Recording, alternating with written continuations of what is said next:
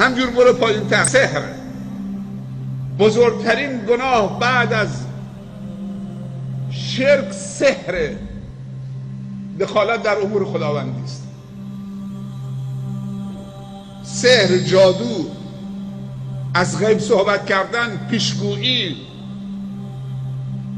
کفبینی.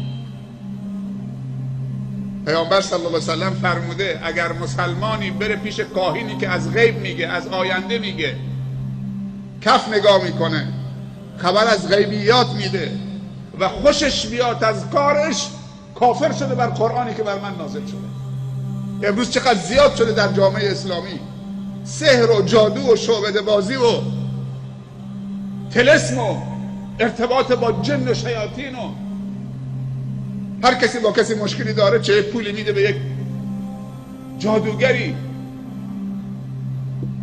که رابطه خوب و حسنه بندگان خدا رو به هم بزنن.